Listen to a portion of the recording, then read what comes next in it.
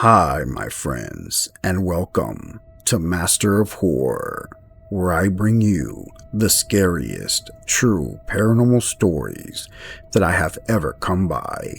These, my friends, are the scariest of the scariest stories that I have gathered for you.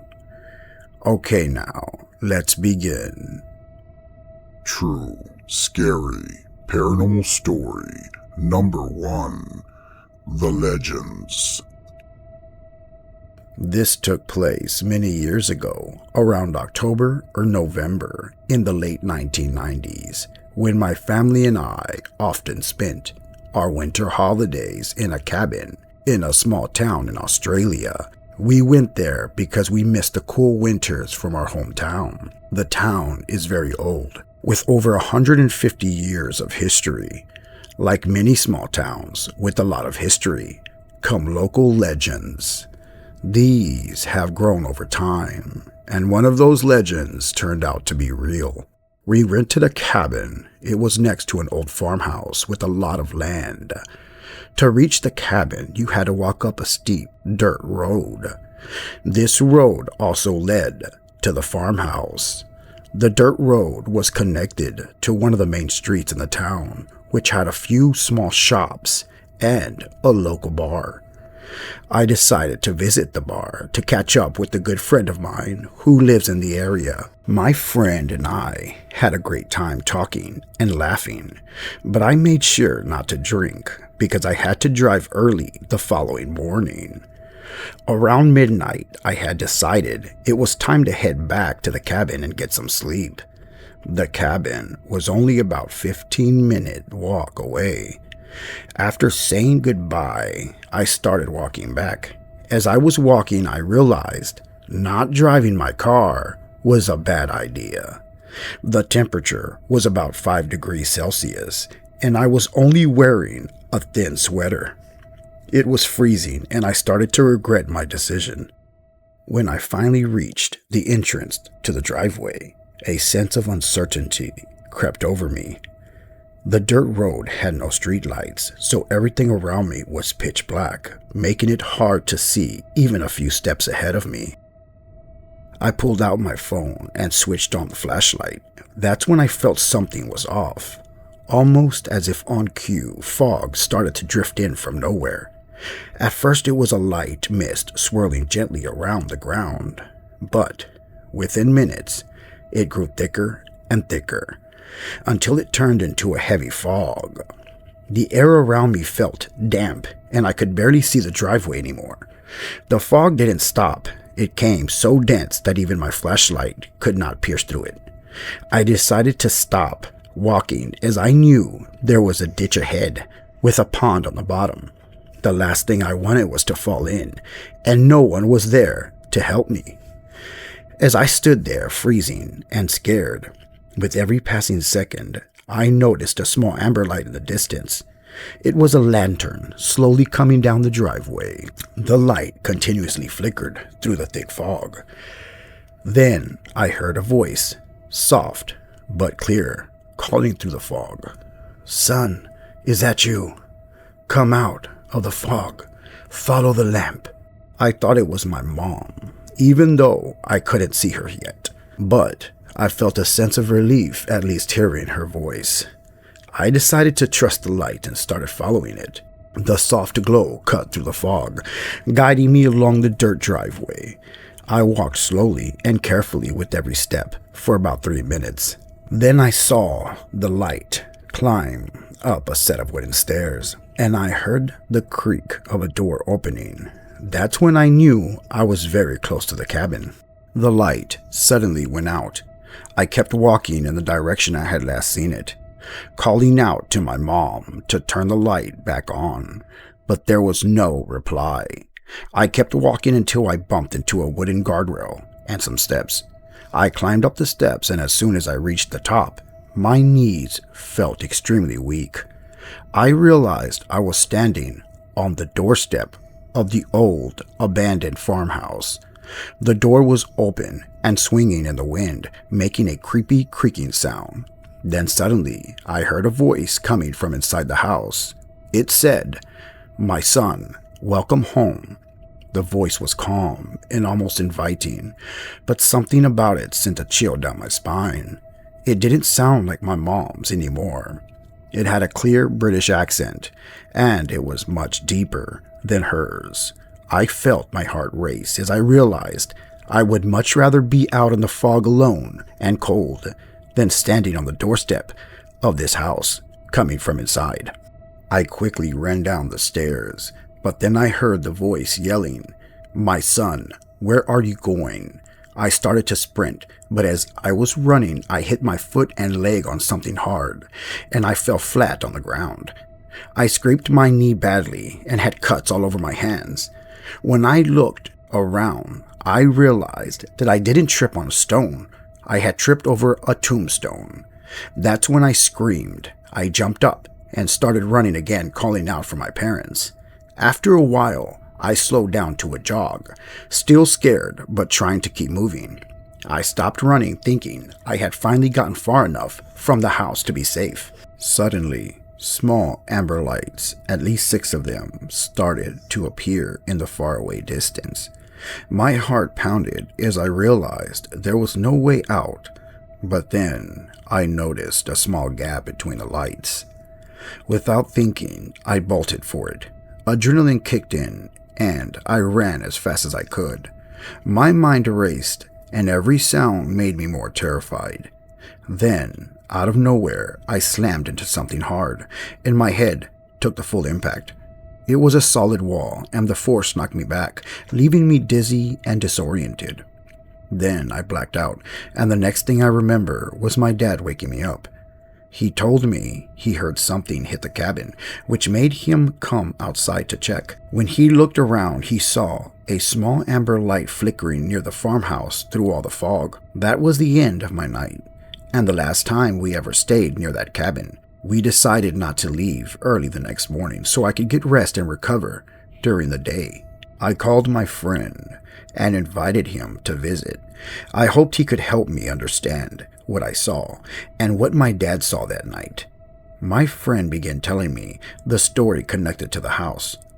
According to him, when the town was first being built in the 19th century, that farmhouse was one of the first ones to be constructed. A well-known woman named Annie lived there with her son. Then one day she allowed her son to play with his friends on the main road. He said, as it started to get late, Annie the mother didn't hear from her son. She became more and more worried. Then heavy fog began to roll in, making everything hard to see. She decided to take her kerosene lamp and go look for her son. She walked down the main street. She could hear his footsteps, and she called out, telling him to follow the light of the lamp. But when she made it back to the house, her son wasn't with her. The next morning, they found him at the bottom of the pond, and he had hit his head hard. He was lifeless. The grave near the farmhouse is said to be her son's, and people say that on cold winter nights, she still searches for her son. She is said to trick men from the pub, thinking they are her lost son, and leads them into the fog, never to be seen again. 2 years ago, my husband, our 2 young daughters, and I rented a house in Tucson, Arizona for spring break. It had a heated saltwater pool, a hot tub, and it was 4 bedrooms. Since we were coming from a cold place, we were excited to enjoy the warm weather. On our first night in the house, I had a very clear and strange dream. In the dream, I was standing in the dark. Then an old woman opened the door, and I realized I was inside a small pantry or some kind of closet. The doors were foldable and made of oak. To my right, there were shelves filled with different items. The woman and the items didn't seem important. What mattered was the house, and I was in the kitchen closet. To the left, past the kitchen, was the front door. The carpet was green, and a short wall separated this area from a lower level. After that, my memory becomes unclear. I remember small details, but not too much. The dream wasn't that special on its own, but it felt extremely real. In the morning, I walked to the kitchen and checked for a foldable pantry door, like in my dream, but there was nothing. No pantry or closet, just drawers and cabinets. I had a strange feeling that someone was watching me. I thought about my dream about standing in the closet and watching the old woman. Now, during the day, we spent most of our time outside, either exploring trails or swimming in the pool. But after a while, I started avoiding going inside the house as a feeling of being watched didn't go away. From the master bedroom, I could see down the hallway and the doors to the other 3 bedrooms. On the second night, my youngest daughter cried out in the middle of the night. I found her on the floor, curled up, shivering and crying. I thought that she had fallen out of bed, so I picked her up and put her back. On the 3rd night, I was in bed, probably online shopping for things. My husband was asleep, and I left the door open so I could see down the hallway. Then I heard the doors opening and closing, which wasn't unusual since our 2 daughters liked to get up a few times before falling asleep. But it wasn't late, almost midnight, and I was about to go to bed. I heard a doorknob rattle and a whisper saying, "Who are you?" It was a soft, childlike voice, but it sounded distant, as if it came from down the hallway. I looked up from my phone and saw that my older daughter's bedroom door was slightly open. Right away, I had a strong feeling that the door had barely just opened and that someone or something had gone inside, but then I tried to think logically, thinking maybe the door had already been open and she was just talking in her sleep. I walked down the hallway and stepped into her room. She was fast asleep, not moving or mumbling at all. She was fast asleep, not moving or mumbling at all. At that moment, whether from fear or something else, I felt on edge. I couldn't sleep, so I went to the living room to calm myself down. Part of me tried to stay calm, telling myself to breathe and relax. After all, I'm an adult, but the other part of me was petrified. I know this sounds crazy, but I had a strong feeling that something wanted to scare her, and I wanted to be there just in case. That's when I heard it, a clear, loud whisper. It came from right beside me, as if a child was trying to get a friend's attention. It didn't sound threatening, but it was so close and so clear that I froze and my eyes widened in fear. It felt like I was trying to block out reality while holding back a scream, but I had to keep my eyes open, searching for where the voice had come from. I shook my husband. He was only half awake when I whispered, "Did you hear that?" But he had been asleep and, of course, hadn't heard anything. I didn't tell him the whole story until the next day. I didn't want to scare my daughter, and I stayed awake as long as I could, keeping the bedside lamp and hallway lights on. Eventually, my husband rolled over and told me to turn off the light, so I did and went to sleep. The next day, I felt on edge. The feeling of being watched was even stronger. There were times I almost expected to look up and see a cat or a creature just staring at me. It was a feeling I had never experienced before. I had a tingling along my neck and down my spine that night. I prayed over both of my daughters before bed and used pillows to keep the doors open. As far as I remember, we all slept peacefully. I was so relieved to leave the next day. My husband still thinks I'm imagining things, and none of the other reviews mentioned anything strange about the house. I thought about writing an honest review and all the paranormal things that happened, but I felt too embarrassed. I even looked up the address to see if anything from the past could explain what happened, but I found nothing. Scary, true, paranormal story number 3, The Glitch. I can't really explain what happened or how it ended because neither of us knows. I was about 8 years old and my brother was 10 years old when we had just moved into a new home in 2003. Before we moved in, our parents made sure everything was ready. They cleaned up the place, set up the furniture, and made it feel like home. The place wasn't very big, but it had enough space for all of us. The walls still had marks from the previous tenants, and the rooms had an old smell like someone had lived there for a long time. My brother and I shared a room, And on our first night there, something weird happened. I won't say it was a ghost because how it ended makes no sense. So around 2 o'clock in the morning, we both woke up to a loud noise. The bedroom TV kept turning on and off, showing only static. The main lights flickered again and again, and the cupboards and drawers opened and closed on their own, as if someone was moving them. We both were shocked and scared, screaming for our parents.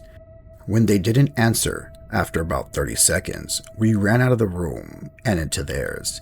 They were in bed, but something felt wrong. The room was freezing cold. We shook them and shouted right next to them to wake up, but they didn't wake up. Their skin felt cold like they had been outside in the snow. The last thing I remember from that night was looking through my parents' bedroom door in the hallway. Instead of darkness, there was a bright white light, almost like the whole hallway was glowing. My brother doesn't remember seeing it, so it seems like I was the only one who did. The next thing we knew, we were back in our beds, and it was around 8 o'clock in the morning. When my brother shook me awake, we stared at each other for a moment, trying to understand what had happened. We knew it wasn't a dream, because we both experienced it. We ran to our parents' room again and woke them up. This time they woke up, and we told them everything while crying, because we were so petrified. We never found out what really happened or why it happened. After that night, we stayed at our grandma's house for about a week. When we finally went back home, nothing like that ever happened again. At least not as bad as that night. My dad never believed in ghosts, but even he sometimes heard strange footsteps in the hallway. He also saw a shadow-like figure standing near the bathroom door. Our family struggled financially, so moving wasn't possible, but over time we got used to it. Besides, the strange sounds and things we saw now and then really didn't bother us too much. My brother and I are still sure about what happened that first night, and we have no idea how we got back in bed. But it did happen, and I can tell you for sure, this is 100% true.